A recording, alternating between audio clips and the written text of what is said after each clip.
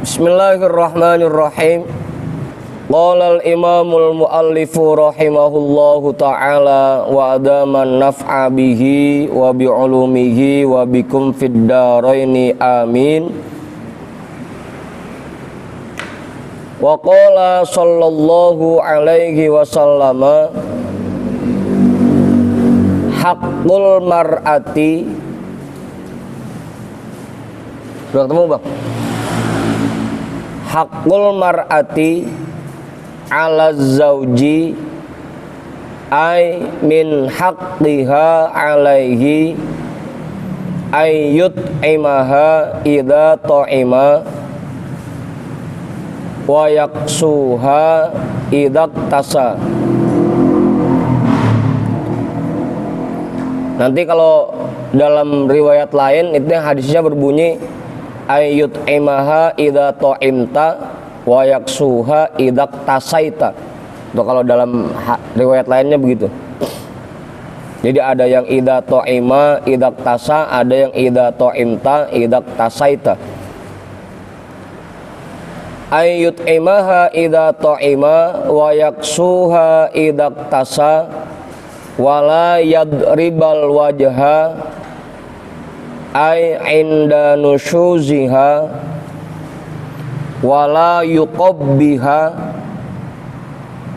bitasydidil muwahhadati maksuratan ay la yusmi'aha makruhan wala yaqul qabbahakillahu wala yahjuro wa fi riwayatin wala yahjurha illa fil mabiti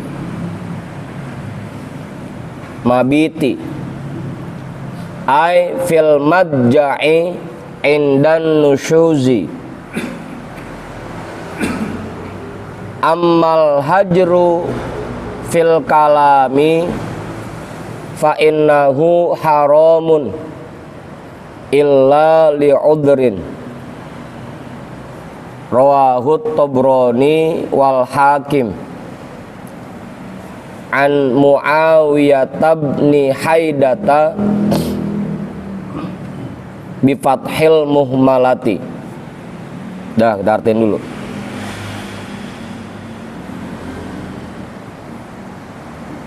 Kalau yang PDF-nya 101, Pak.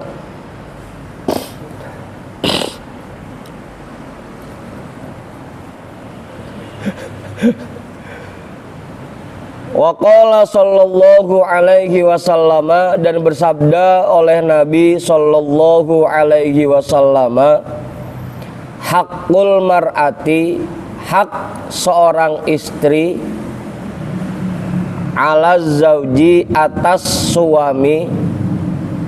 Atau lagi-lagi ya, kita balik, kewajiban suami kepada istri, begitu. Hak istri atas suami, ay min haqqiha alaihi, artinya di antara hak-haknya atasnya.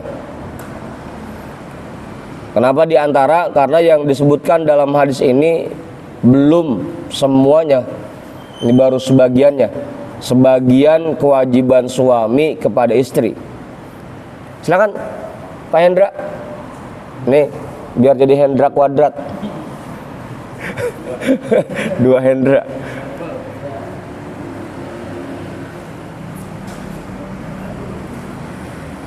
Udah tuh. Dibuka aja kitabnya biar dipelototin.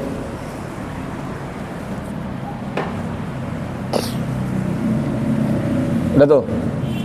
Kewajiban suami atas istri atau hak istri atas suami, artinya di antara hak-haknya atasnya, di antara hak-hak istri atas suami, an yut'imaha idza ta'ima, bahwa dia memberikan makan untuknya bahwa suami memberikan makan untuk istri idza ta'ima, apabila dia makan.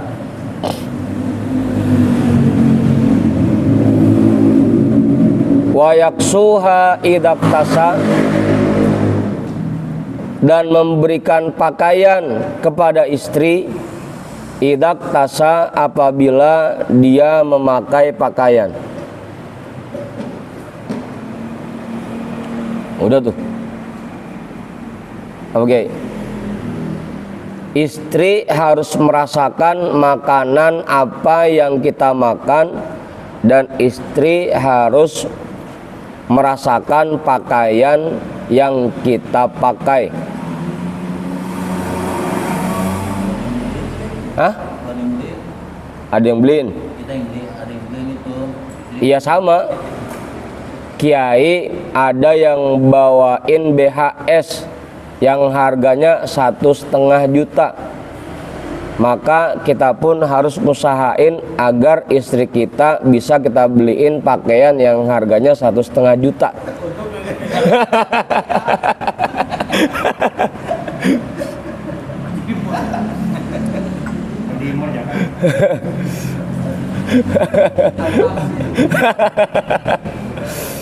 Ya jangan sampai kita suami pakaiannya mahal-mahal, giliran istri kita pakai pakaian yang murah-murah. Jadi istri harus merasakan makanan yang kita makan dan harus merasakan pakaian yang kita pakai. Kita dibeliin duren sama teman kita, maka istri kita pun harus merasakan duren itu. Ya. Kita jadi terakhir ya.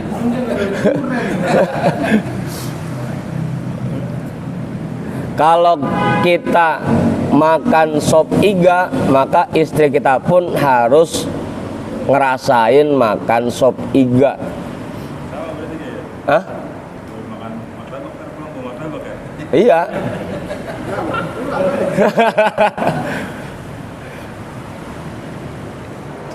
Jadi istri harus merasakan apa yang kita makan. Makanya ketika kita pergi sama teman-teman kita keluar, misalkan makan bareng di restoran, itu minimal kita juga beli, kita bungkus buat bawa pulang ke rumah, biar istri ngerasain makan apa yang kita makan gitu. Ya jangan sampai kita makan enak, makan sate, makan pecak gurame, makan sayur gabus dipucungin, tapi bini di rumah tiba makan teri doang gitu. Masak teri doang di rumah. Ayyut imaha idza ta'ima wa yaksuha idza tasa. Dan memang hadisnya jelas, awwalu ma yudau fi mizanil abdi nafaqatuhu ala ahlihi. Gitu. Yang paling pertama ditaruh di timbangan seseorang yaitu nafkah yang seseorang itu berikan kepada keluarganya. Itu yang paling pertama ditaruh di timbangan. Semakin banyak apa yang kita kasih untuk keluarga kita, maka makin berat timbangan kita. Apa banget?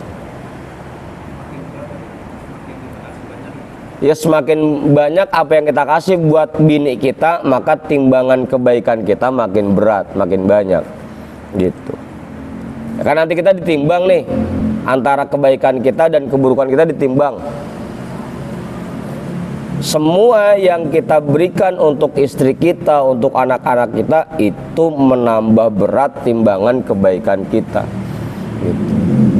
Makanya yang pelit sama bini atau yang pelit sama anak, ya ntar siap-siap aja.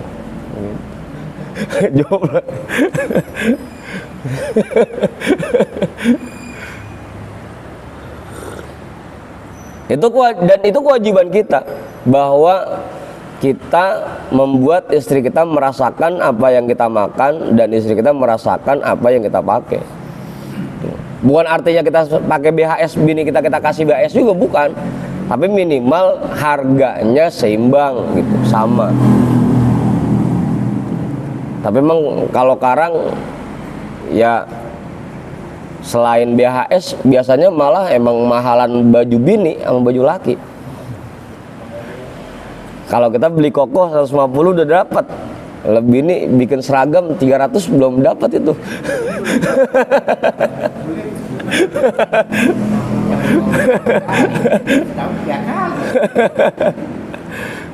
Yang repot kayak saya sama Kiai yang suka ada yang bawain BHS ngasih bini berapa gitu.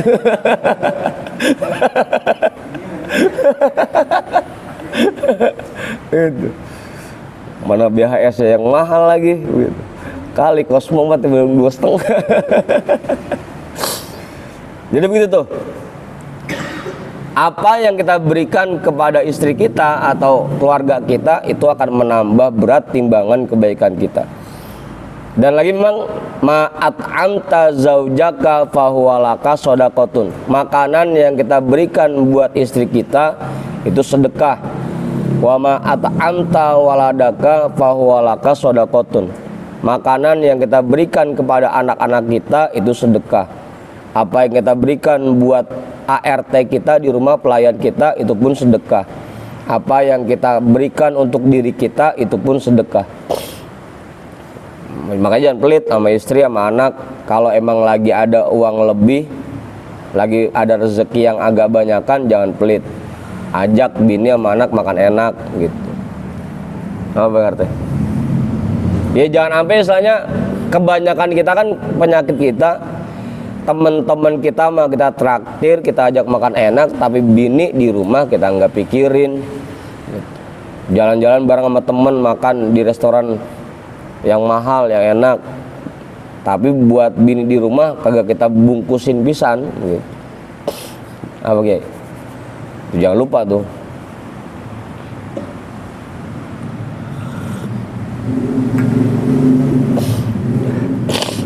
Ditambah lagi tadi, semua apa yang kita berikan kepada istri kita, meskipun nilainya wajib, tapi itu juga bernilai sebagai sodako. Jadi selain itu kewajiban kita, itu pun bernilai sodako.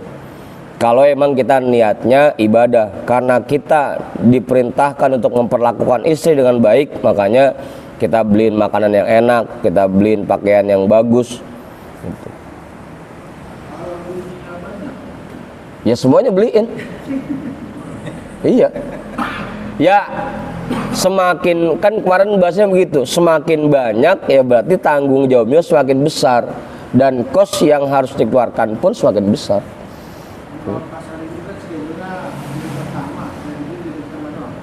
Ya semua beliin. Semua beliin. Kan jadwal itu kan buat jadwal nginep doang, Bang. Kalau ngasih mah nggak ada jadwalnya, emang tiap hari ngasih mah. Ya kayak kita punya kesepakatan ngasih nafkah buat yang pertama karena anaknya udah 2, kita kasih nafkah 200. Yang kedua karena belum punya anak kita kasih nafkah per hari 100. Ya itu setiap hari ngasihnya, bukan pas pulang doang, bukan. Setiap hari. Pulang atau enggak ya kita kasih segitu.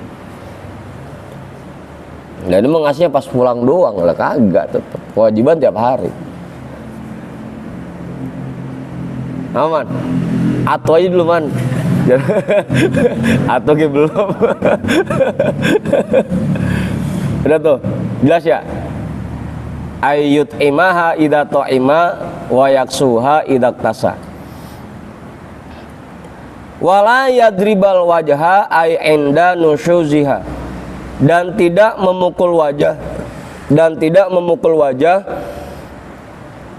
ay inda nusyuziha artinya ketika istri nusyuz.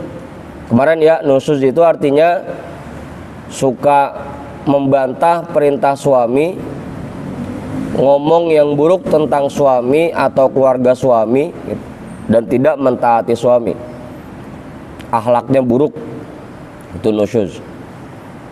Kalau zina itu udah lain lagi, udah bukan nusyuz lagi, emang harus dihukum dengan jilid, dengan hukuman cambuk kalau zina mah. Ini bini ngelawan sama laki, artinya kalau laki ngomong suka nyaut-nyautin gitu. Juga suka cerita ke teman-temannya tentang keburukan suaminya, itu termasuk nusyuz sudah. Dan tidak memukul wajah ketika dia nusyuz, ketika istri nusyuz. Wala yuqabbiha, dan tidak menjelek-jelekan istrinya. Bitasydidil muwahhadati, dengan tasydid huruf ba-nya yang bertitik satu, muwahhadah yang bertitik satu. Yuqabbiha maksuratan, dan dikasrohkan, jadinya yuqabbiha, ba-nya tasydid dan ba-nya dikasih harokat kasroh. Dan tidak menjelek-jelekan istri. Ai la yusmi'aha makruhan, artinya tidak memperdengarkan kepadanya ucapan-ucapan yang buruk.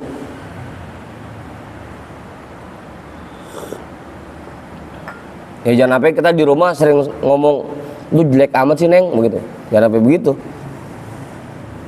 Meskipun kita tahu dandannya kusut banget, tetap kita bilang cantik. Cakep amat yang dandanan lu gitu.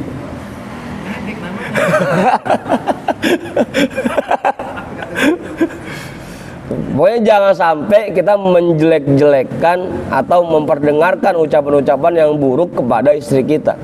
Makanya sampai Rasul itu dalam memanggil istri-istrinya itu pasti dengan kata-kata kiasan yang berbentuk pujian. Ya Humaira, wahai perempuan yang wajahnya merah merona, berseri-seri gitu. Ya Humaira panggilannya. Apa? Wala yakul qabbahakillahu, dan dia tidak mengatakan semoga Allah memburukkan dirimu, membuat buruk dirimu. Jangan sampai tuh. Pokoknya kita bilang jelek, kita bilang bau, itu bau amat sih Neng. Jangan sampai keluar dari mulut kita ucapan-ucapan yang buruk untuk istri kita, terutama terkait fisik atau kondisi badannya. Kalau ada yang kayak gitu, cara nyampe ini gimana? Hah? Ya kalau emang ada yang begitu misalnya. Ini duit 1 juta, ntar ke salon ya, gitu perawatan, gitu, biar ada cakepan, gitu. Jangan bilang jelek doang dikasih duit buat beli make up, kagak.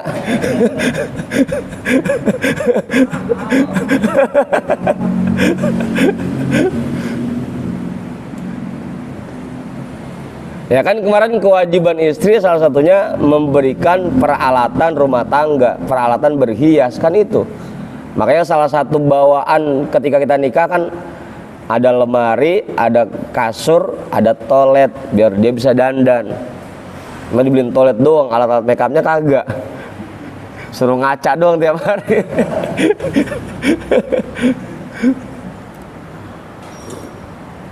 Gitu. Apa Bang RT? Pak Hendra mau nambahin? Nanya, belum? Jadi jangan memukul wajah dan jangan memperdengarkan ucapan-ucapan yang buruk kepada istri kita. Kalaupun misalkan akhlaknya buruk, ya jangan kita omelin pakai ucapan, tapi kita nasihatin pelan-pelan. Karena lagi-lagi istri itu tulang rusuk yang paling bengkok. Kalau dielus-elus doang tetap selamanya bengkok, tapi kalau kita paksa buat ngurusin pasti patah. Kalau kita gunakan cara-cara yang kasar atau ucapan-ucapan yang buruk, itu bukan malah makin bener, yang ada malah makin patah, makin ngelawan. Gitu. Ingat tuh, istri itu harus dinasehatin dengan cara yang baik.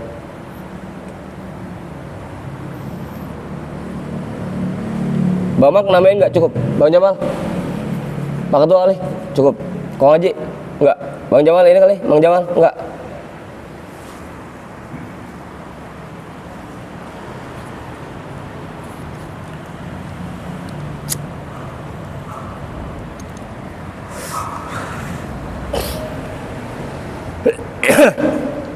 Wala yahjur wa fi riwayatin wala yahjurha illa fil mabiti.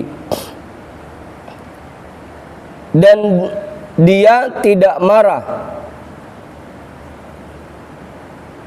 tidak menjauh, wa fi riwayatin, dan dalam satu riwayat wala yahjurha, dan tidak menjauhinya, illa fil mabiti, kecuali pada tempat tidur. Ai fil madja'i, artinya di ranjang. Endan nusyuzi, ketika istrinya nusyuz. Ketika istri kita akhlaknya kurang baik atau sering membicarakan kejelekan kita kepada orang lain, kita marah, kita jauhi dia, tapi jauhinya hanya dari ranjang. Artinya cuma kita nggak ajak tidur bareng doang gitu. Amal hajru fil kalami, adapun marah dalam perkataan atau dalam ucapan, dalam berbicara, bini sampai kagak ditegur-tegur pisan, sampai kagak ditanya-tanya pisan, enggak diajak ngobrol pisan, itu marah. Fa innahu haramun, sesungguhnya itu haram. Jadi ketika istri kita nusyuz, punya akhlak yang buruk, cara kita untuk menghukumnya yaitu hanya dengan tidak mengajaknya tidur bareng, tapi tetap harus ngajak dia ngobrol, harus kita tegur, harus kita tanya gitu. Kalau kita diemin pisan, fil kalami, enggak mau ngomong pisan sama bini kita, enggak mau ngobrol pisan, fa innahu haramun, berarti kita mengerjakan sesuatu yang haram. Enggak boleh kita ngediemin bini kita, enggak nanya-nanya pisan, itu haram hukumnya. Apa berarti? Ada batas sama saya atau berapa kali? Hah? Saya nggak tanya. Nanti ya. Kalau bahasan kemarin lago ya talahu, tidak ada batas waktunya sampai istri itu betul-betul memperbaiki sikapnya.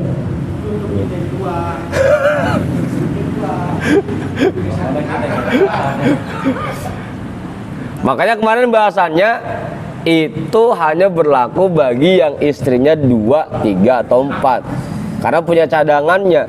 Nah, kalau kita yang emang atu-atunya pakai nggak ngajak bini tidur di ranjang, lah mana tahan begitu.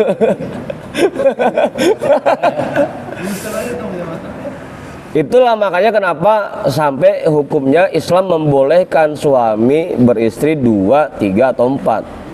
Karena hanya dengan cara itu dia bisa memberikan pendidikan kepada istrinya. Kalau istrinya nusuz, ngelawan, ya udah nggak ada yang tidur gitu. Kan lama-lama dia mikir, ini laki kenapa ya ngobrol sama tiap hari, tapi rumahnya saya kagak mau dipakai pisan gitu.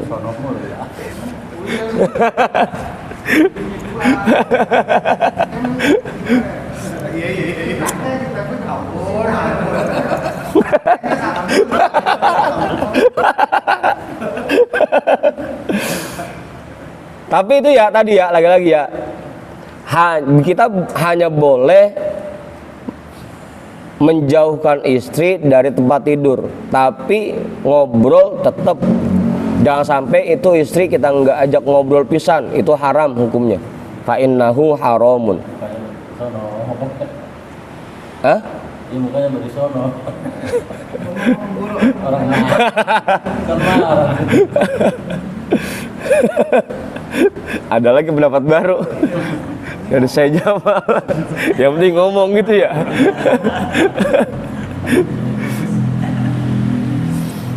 Illa li udrin, kecuali karena udzur.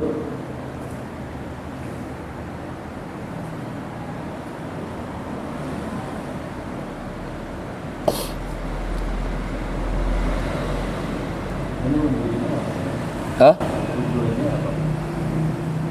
Siuman. Uzurnya misalkan memang istrinya udah keterlaluan, udah sering ngerjain perbuatan maksiat yang dilarang oleh agama.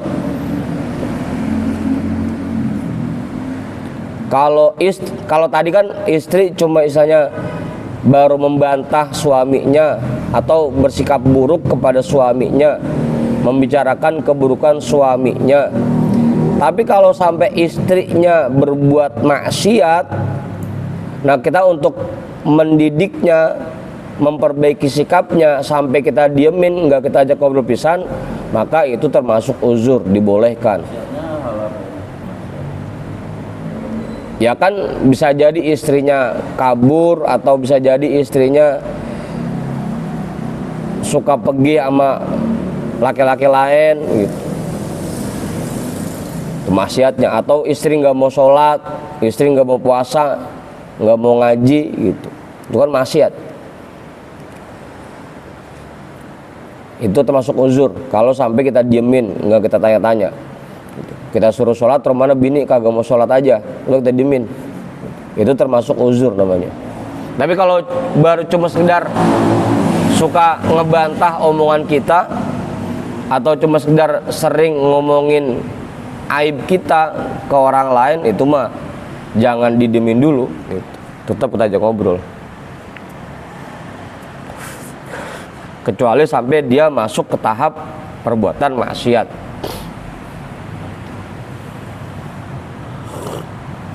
Baru dah kita diemin.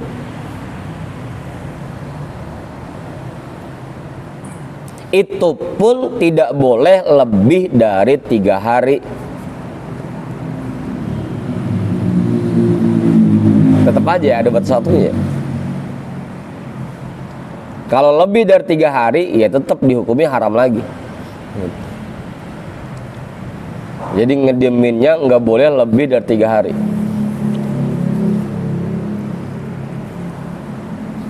Pak Tuhan, amin, cukup jelas itu dah.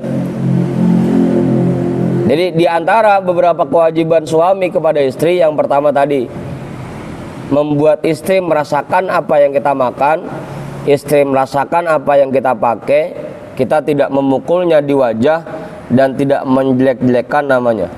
Kalaupun kita marah, marahnya hanya dari ranjang, memisahkan, menjauhkan istri dari tempat tidur kita. Rawahut Tobroni wal Hakim, hadis ini diriwayatkan oleh Imam At-Tobroni dan Hakim.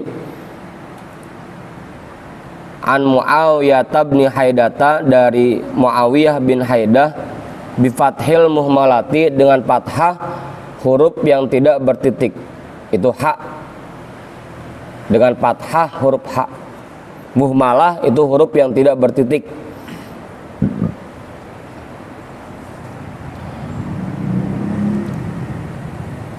Dan lagi memang ayatnya jelas ya, wa 'alal mauludi lahu rizquhunna wa kiswatuhunna bil ma'ruf.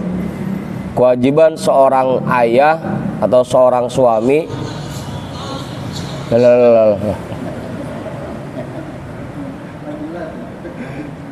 memberikan rezeki atau memberikan nafkah, juga memberikan pakaian kepada istri-istrinya dengan cara yang baik. Ayatnya jelas itu. Cukup. Terus waqala sallallahu alaihi wasallam, ayyuma rajulin tazawwaja imra'atan ala ma qalla minal mahri au katuro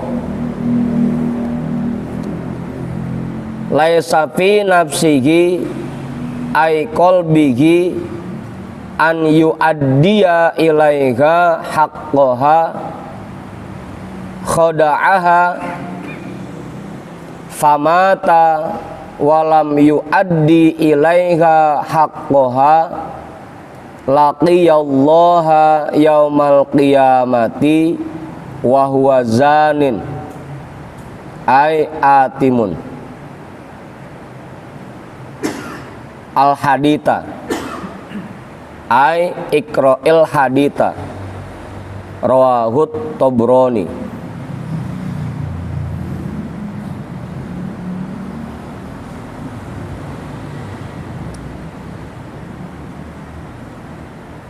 Wa qala sallallahu alaihi wasallam, dan bersabda oleh Nabi sallallahu alaihi wasallam, ayyuma rajulin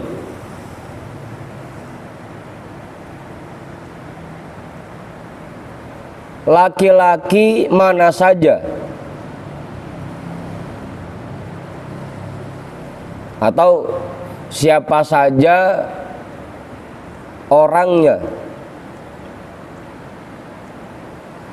tazawwaja imro'atan, dia menikahi seorang perempuan.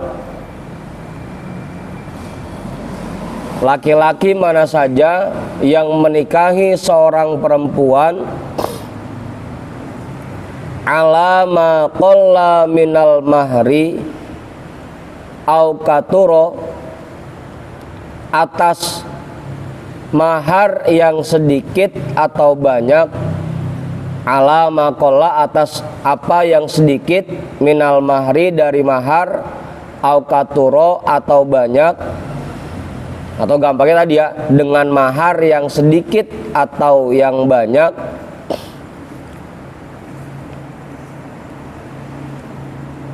kali Bang Iwan mau nikahin perempuan, pengen ngasih mahar 500 gram emas begitu, 2 kilo gitu. Mau maharnya sedikit atau banyak, laisa fi nafsihi, tidak ada pada dirinya, ai qalbihi, artinya hatinya, an yu'addiya ilaiha haqqaha, tidak ada pada dirinya niatan untuk menunaikan kepadanya haqqaha, hak-hak istrinya,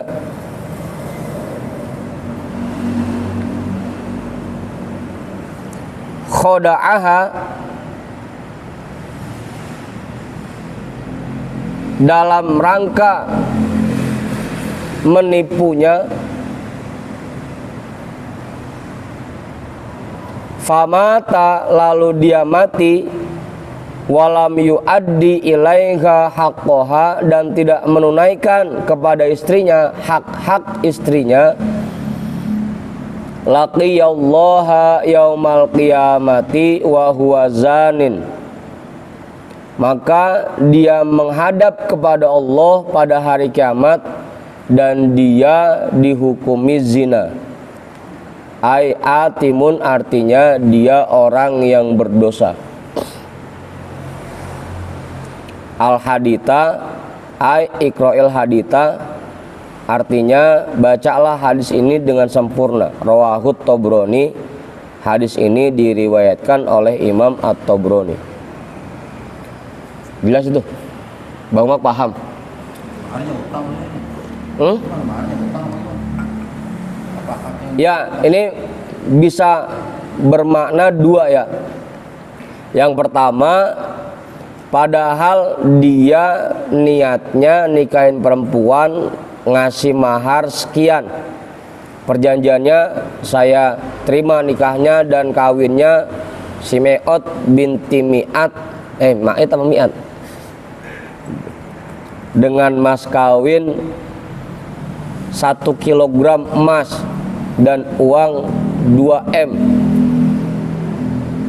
Tapi maharnya itu tidak pernah dibayarkan kepada istrinya, atau ini mahar istrinya dipakai mulu sama dia, ngasih emas buat bininya, tapi begitu habis nikah emasnya dijual lagi buat dia gitu. Nah, orang yang begitu, dia nikahin perempuan tapi tidak memberikan mahar sesuai dengan kesepakatannya, maka dia sehari-harinya sampai dia meninggal itu dianggap berzina.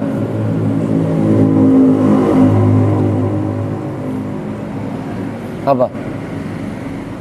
Dapat dosa zina dari mulai nikah sampai dia meninggal. Iya dipinjem tapi kagak punya niatan buat ngebalikin. Kita kalau tadi kan kalau ngutang kan jarang di kampung kita. Kalau yang ngutang mah ini abis nikah mas kawinnya kita pinjem tapi kita nggak punya niatan buat ganti mas kawin itu, maka kita dianggapnya zina sampai kita meninggal. Kita dapat dosa zina apa ya? Dua orang itu juga. Kalau kayak bangun rumah gitu misalkan. Termasuk Ya tapi kan kita harus punya niatan untuk mengganti itu. Ntar kalau abang punya duit, abang ganti ya neng gitu. tetap balikin berarti. Tetap harus ada. Dan istri pun boleh, dia istilahnya selama maharnya belum diganti, saya nggak mau dipakai dulu sama abang, begitu. Boleh tuh istri begitu.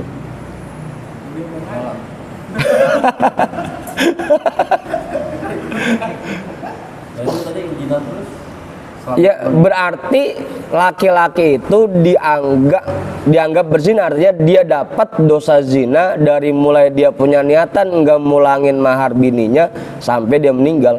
Berarti kan zina setiap hari. Kalau nggak ada niatan ulangin ya. Iya.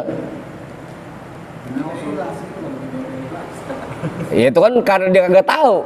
Kita akal-akali kan tadi khoda'ah dalam rangka menipunya gitu. Ada sampai dia kagak tahu ini begitu. Begini kalau perempuan lagi mah ya.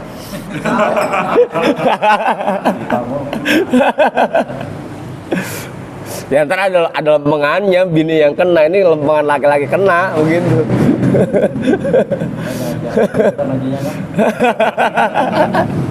Kalau lihat dari transaksinya kan gini misalnya, beberapa orang laki-laki yang menikah kepada orang perempuan, dia memberikan banyak pada dikitnya yang mau kawin, jadi tidak ada di hatinya. Dia nggak punya niatan untuk menunaikan hak-hak istrinya berupa mahar yang dia janjikan.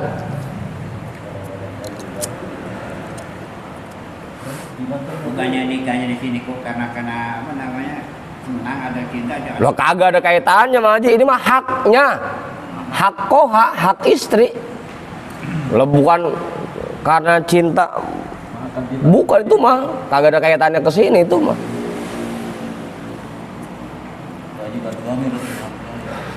Iya, kewajiban suami kan memberikan mahar yang sudah dia janjikan kepada istrinya.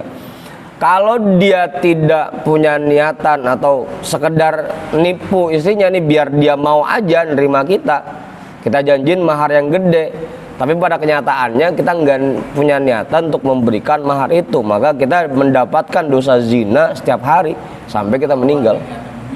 Karena niatnya dari awal begitu. Atau tadi kita pakai mahar bini kita tapi kita nggak punya niatan buat ganti mahar itu, kan sama aja.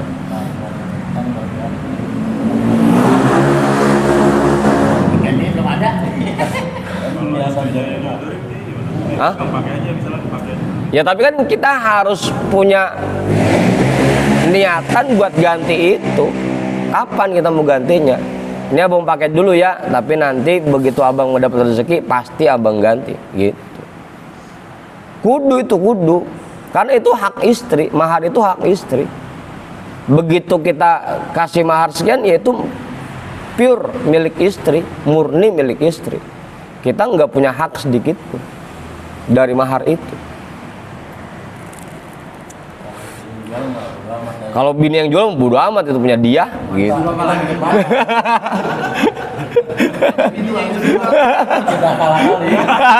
Ya kan tadi kan udah aha gitu.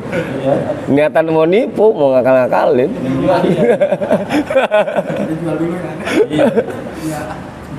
Itu diminta. Ya itu konsekuensi kita sebagai seorang suami. Ketika kita menggunakan mahar milik istri, kita harus siap ganti itu.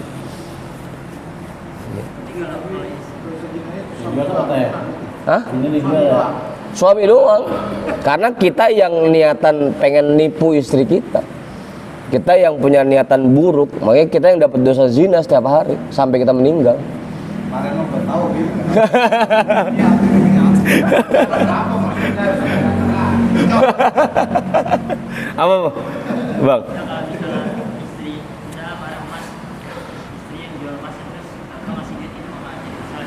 Nggak jadi masalah itu mah, itu kan harta dia.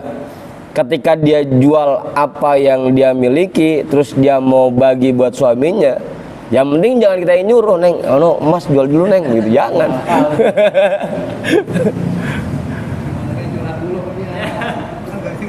Ya kalau istilahnya, kalau dia yang jual mah emang punya dia mau apain gitu, terserah dia aja, kan gitu.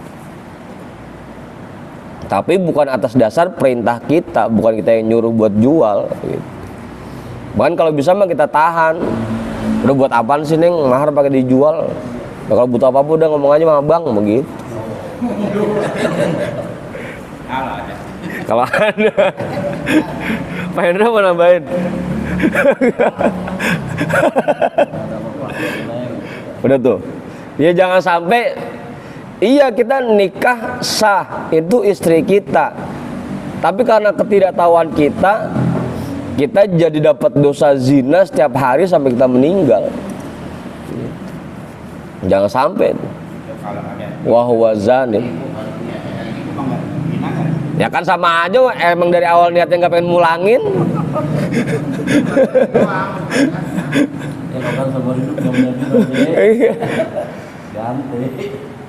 Ya kan kita punya harta yang lain, punya HP, punya motor gitu. Nah kewajiban mahar kita kepada istri ya harus kita tunaikan.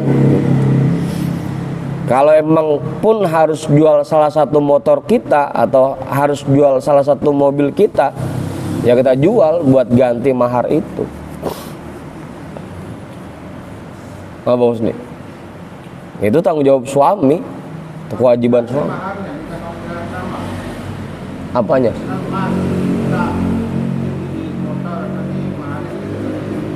Ya istrinya mau nggak nerima itu? Kan beda soalnya, kalau emas makin lama nilainya makin bertambah, tapi kalau motor makin lama nilainya makin menyusut, kan gitu. Kan beda jadinya.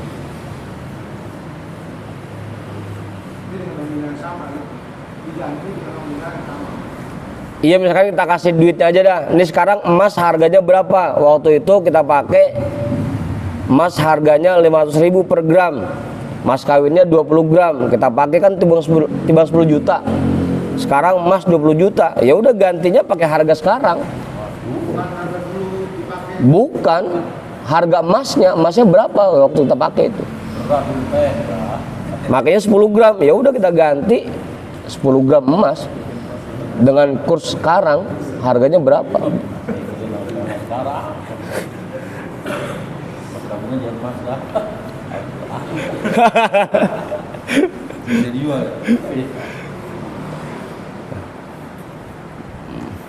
Udah tuh. Emang sekarang ngegampangin banget kan, mahar nilainya rendah banget, bahkan yang harganya nggak seberapa timbang seperangkat alat sholat. Padahal kalau dijual berapa sih, itu bukan kekayaan buat istri namanya. Nah kan tujuannya kita ngasih mahar biar istri punya kekayaan untuk dirinya sendiri gitu.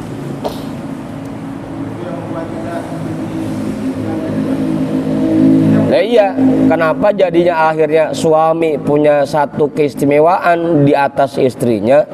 Karena kita memberikan kekayaan untuk istri kita berupa mahar itu. Dengan kita kasih mahar, maka istri punya kekayaan. Nah kalau timbang seperangkat alat sholat, berapa sih nilainya? Dijual lagi kok nggak ada yang mau. Timbang mau kena sama Quran. Dikasih kau.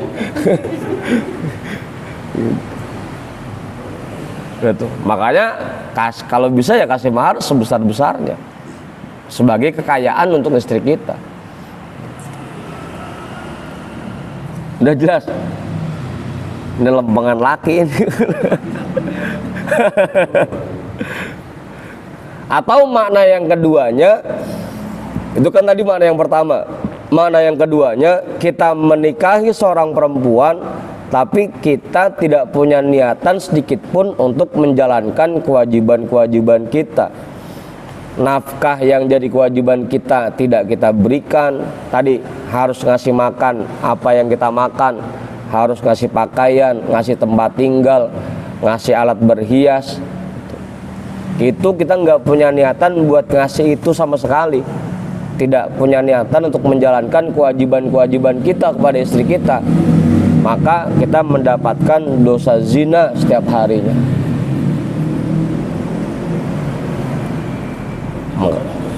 Hah? Nikahnya tetap sah, kita pakai istri kita sah, boleh.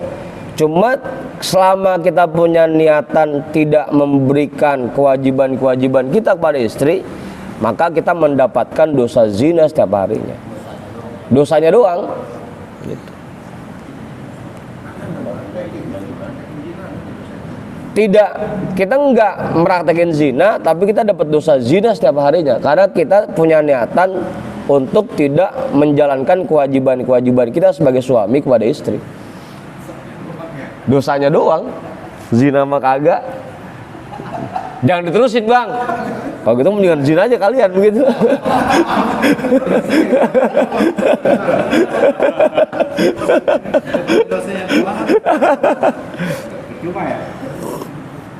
Ya artinya ketika kita menikahi seorang perempuan, maka kita harus betul-betul memperhatikan kewajiban-kewajiban kita sebagai suami kepada istri. Jangan sampai kita mendapatkan dosa zina setiap hari, itu masalahnya. Makanya pentingnya kita ngaji, pentingnya kita tahu ilmu, agar kita sebagai suami tahu apa aja kewajiban kita kepada istri kita gitu. Oh bang, ya, istilahnya jangan cuma mau enaknya doang, tapi tanggung jawab kita sebagai suami harus betul-betul kita jalankan. Kewajiban kita sebagai suami harus betul-betul kita laksanakan gitu. Jangan cuma mau enaknya doang. Ini kan kadang-kadang suami nuntutnya doang bisa. Bini kan kudu patuh sama suami. Kapan aja suami minta, bini harus nurutin. Tapi kita sendiri sebagai suami belum menjalankan kewajiban-kewajiban kita kepada istri kita. Itu masalahnya. Apa?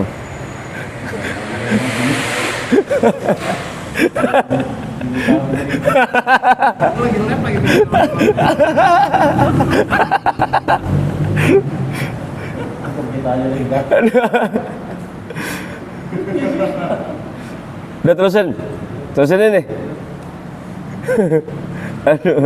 Aduh.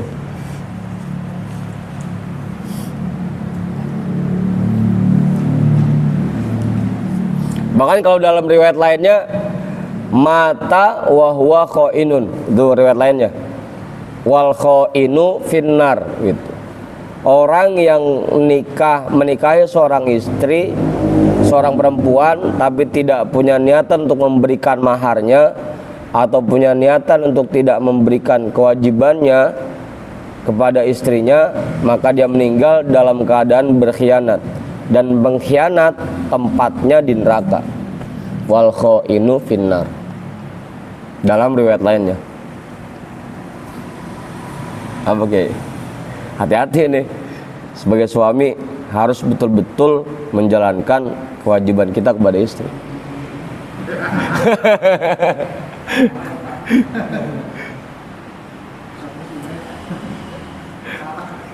Apa Indra? Nambahin? Belum. Ya nggak usah malu-malu, tanyain aja. Wa qala sallallahu alaihi wasallam, lagi ya. Wa qala sallallahu alaihi wasallam, inna min akmalil mu'minina imanan ahsanahum khuluqan bi fi'lil fadhaili wa tarkir radaili wa altafahum ay arfaqahum wa abarrahum bi ahlihi ay min nisaihi wa auladihi wa aqaribihi. Rawahut Tirmidzi wal Hakim an Aisyata.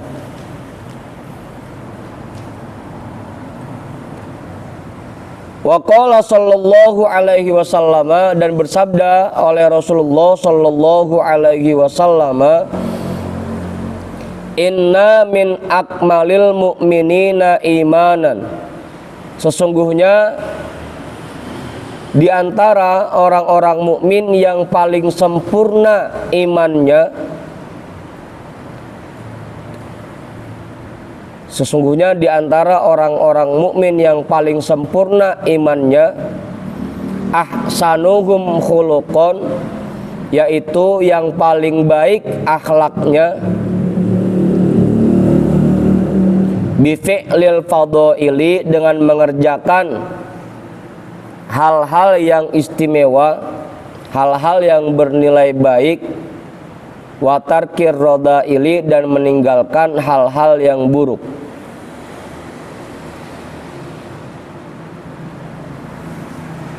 Wa altafahum, dan yang paling lembut, ai arfaquhum, artinya yang paling menyayangi, yang paling penuh kasih sayangnya, wa abarruhum, dan yang paling baik, bi ahlihi, kepada keluarganya. Orang mukmin yang paling sempurna imannya adalah yang paling baik akhlaknya, dan yang paling lembut, yang paling kasih sayang, yang paling menyayangi keluarganya.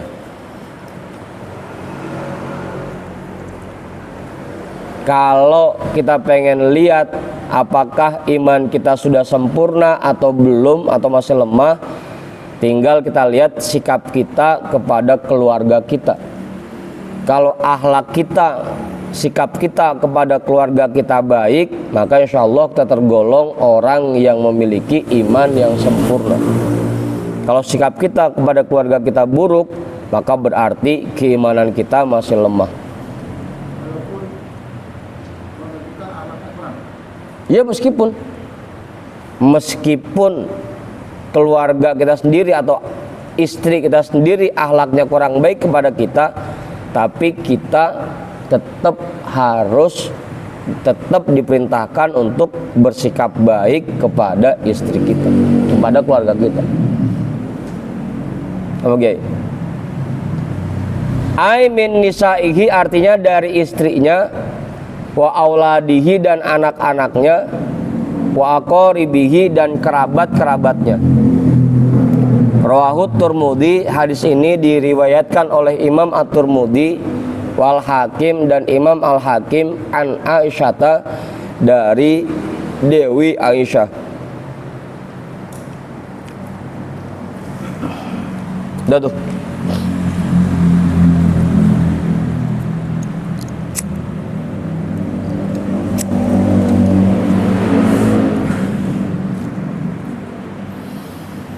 Kalau di PDF, kalau yang pakai PDF itu bisa dilihat tuh di bawahnya.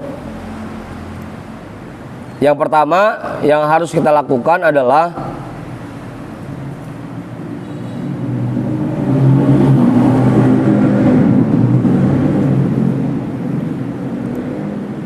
an yudkhila ala zaujatihi biwajhin tolkin. Ketika kita bertemu dengan istri kita, atau ketika kita berada di hadapan istri kita, kita selalu memasang wajah yang ceria, yang ajer. Jangan sampai depan bini manyun aja. Apa dibalik? Bini yang manyunnya depan kita. Kita harus memperlihatkan wajah yang ceria di hadapan istri kita. Apa dibalik? Dibalik. Ya, makanya Rasul itu dalam keterangannya, kana idza khala binisaihi alyanan nasi. Rasul itu kalau lagi berduaan sama istri-istrinya itu selalu jadi orang yang paling lembut.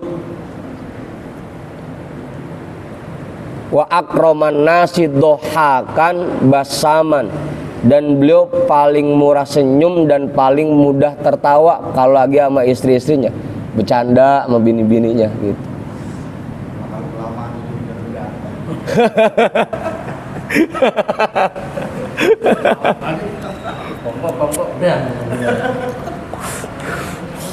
Awal-awalnya bercanda, ujungnya berantem.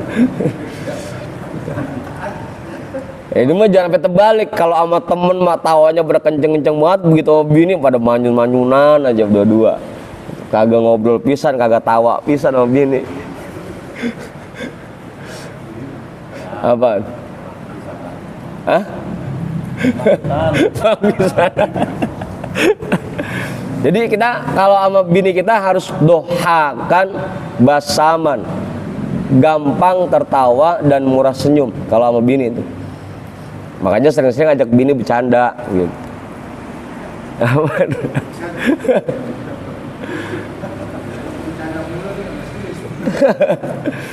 Gitu. Dan itu sifat Rasul. Wa akroman nasi dohakan basaman. Rasul kalau sama bininya udahnya paling dermawan, paling pemurah kalau sama bininya, dan mudah tertawa dan murah senyum gitu. Kalau sama istri-istrinya apa Kiai?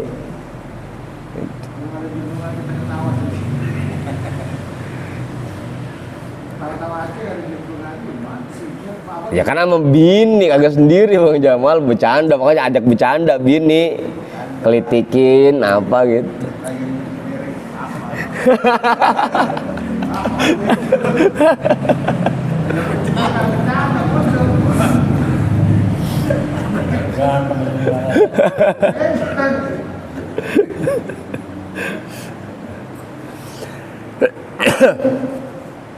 Udah tuh. Itu salah satunya tuh. Kalau lagi di rumah sama bini sering-sering bercanda. Jangan serius mulu sama bini. Apa Ki? Jelas? Cukup itu?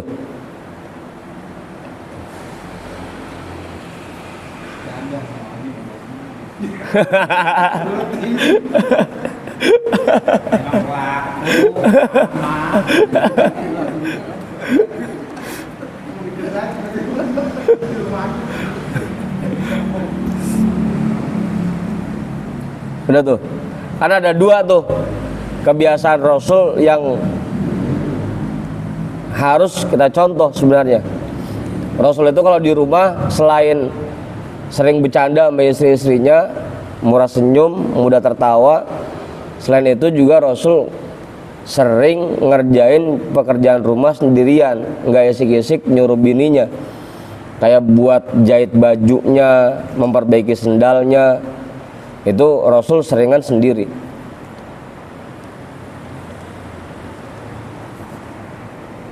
Apa? Kalau kita kan Rasul gitu teh. Kalau kita apa bantu apa bersih-bersih gitu, kamar mandi apa gitu. Ya istilahnya kalau tibang nyeduh kopi mah jangan isik-isik ngandelin bini mulu.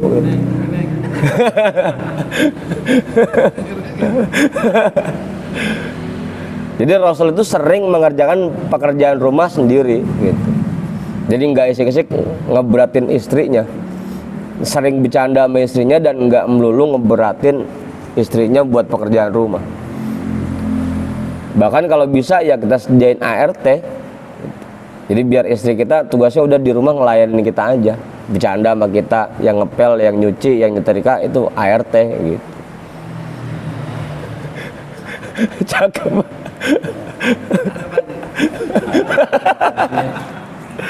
Apa?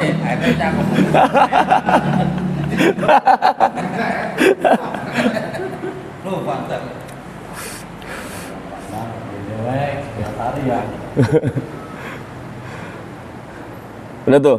Karena emang dalam keterangannya karena sallallahu alaihi wasallam yarqa'u taubahu, beliau nambal bajunya sendiri. Wa yaksifu na'lahu, beliau memperbaiki sendalnya sendiri. Wa yahlubu syatahu, beliau yang meres susu kambingnya sendiri. Susu kambing ya, bukan susu bini, bukan. Gitu. Karena ya'malu amalal baiti, beliau itu dulu sering melakukan pekerjaan rumah sendiri gitu. Itu kebiasaan Rasul. Ya kalau bisa, kalaupun emang kita nggak bisa, ya udah pengertian aja sama bini, gitu, pengertian aja. Kalau emang bini kita rumahnya masih multifungsi, multi talent, dia ngelayanin kita juga, ngerjain pekerjaan rumah juga, ya kita kudu sadar diri aja. Udahnya ngasih maharnya timbang 5 gram. Semuanya dia yang ngerjain gitu. Apa kok aja? Kerja masing-masing. Dah, jam 12 situ dulu kali ya. Sebelum saya tutup ada yang namain nggak? Apa? Kamu nggak mengerti? Apa Indra? Kenapa? Ntar dah. Kalau mau nanya khusus sebentar dah. Kalau kita bisa menerapkan sikap yang baik kepada keluarga kita, innar rajula la yudriku bi husni khuluqihi darajatas shaimil qaimi. Laki-laki yang bisa menerapkan sikap yang baik kepada keluarganya, maka dia mendapatkan keutamaan seperti orang yang siangnya puasa dan malamnya qiyamul lail. Selama kita berumah tangga, kita mendapatkan pahala orang yang siangnya puasa, malamnya qiyamul lail. Kalau kita bisa memiliki sikap yang baik kepada istri kita. Hadiahnya tuh. Hah? Ya kalau tegas gak jadi masalah. Tapi kan tegasnya dalam rangka kebaikan dan caranya juga cara yang baik gitu.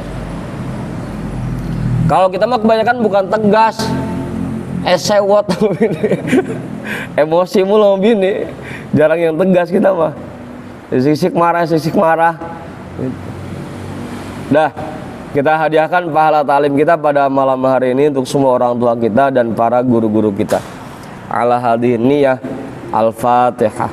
A'udzu billahi minasyaitonir rajim. Bismillahirrahmanirrahim. Alhamdulillahi rabbil alamin. Arrahmanir rahim. Maliki yaumiddin. Iyyaka na'budu wa iyyaka nasta'in. Ihdinas siratal mustaqim. Shiratal ladzina an'amta 'alaihim ghairil maghdubi 'alaihim waladdallin. Amin. Wallahu a'lam bissawab. Walhamdulillahi rabbil alamin.